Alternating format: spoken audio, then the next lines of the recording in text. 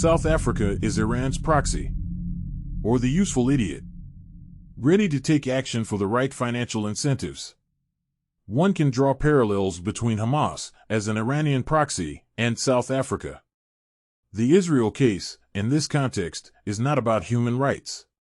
It is about the South African government selling to the highest bidder.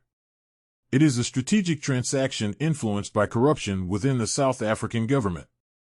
The government's alignment with Iran is evident in its policy decisions. When the EFF plans the genocide of all whites, openly singing, "Kill the farmer, kill the Boer," they get full support from the ANC government. The ANC government is known for corruption.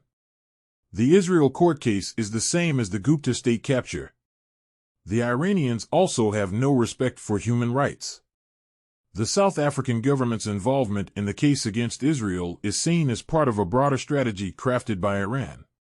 The foreign minister of South Africa went to Tehran immediately after the 7th of October attacks.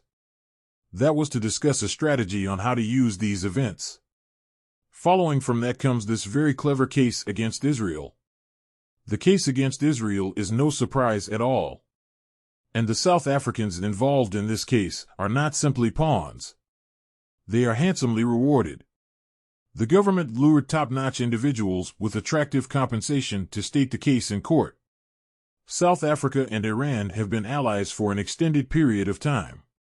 South Africa have been fronting an Iranian strategy to do two things. The first goal is to poison global opinion against Israel, making military aid to Israel conditional. And secondly, there is an effort to stigmatize and traumatize young Jews globally, making service in the Israeli Defense Forces controversial.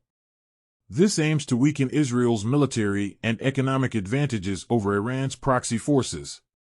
A comparison can be drawn between Hamas fighting a physical war with guns and bombs and South Africa engaging in an ideological war, being paid to fight Iran's proxy war.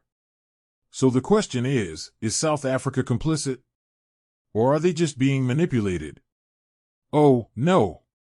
They're entirely complicit in the strategy. The South Africans are expert at this kind of ideological warfare.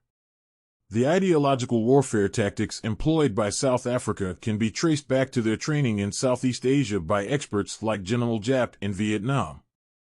Giap was the North Vietnamese commander who knew expert manipulation of public opinion. The North Vietnamese beat the mighty military of the United States. The famous remark on Giap's victory was that the Americans lost in the living room, not the battlefield. The South Africans were also trained by the East Germans and the Soviets, who were, at the time, the masters of the art. And they applied those tactics that they learned with great effect. This case is something that must be of great concern to anyone who has an interest in the survival of liberal democracy. It is almost as though Israel is the new Vietnam. It is an ideological war that might be taking place in one area, but it's about the whole world, isn't it? It is a conflict against an extremely dangerous adversary. Israel is doing the world a great favor. It is fighting Islamic extremism in its backyard with its own troops so that young kids in the Western world might one day not have to do that in whatever way the conflict plays out. The South African strategy is perceived as more dangerous than that of Hamas and Hezbollah, aiming to let Israel fall by cutting off Western aid, making it conditional, and fracturing international and young Jewish support for the IDF.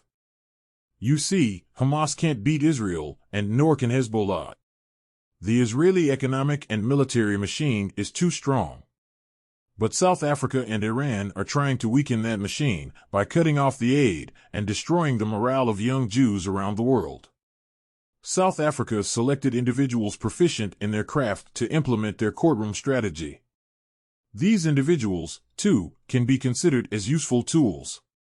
They skillfully presented manipulative and propagandized information to effectively stigmatize all figures with pro-Semitic views throughout history.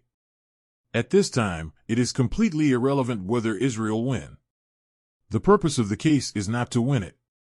Winning it would be a bonus. The purpose of the case is to associate Israel with genocide. That is the success for Iraq.